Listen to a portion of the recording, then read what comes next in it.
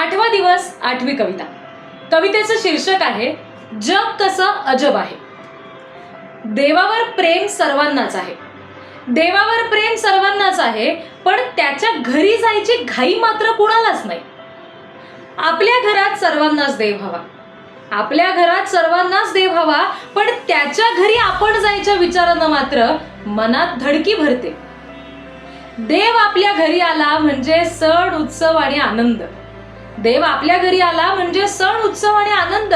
आपण त्याच्या घरी गेलो म्हणजे दुःख आणि शोक. देव आपल्या घरी यावा म्हणून आटापिटा. देव आपल्या घरी यावा म्हणून आटापिटा.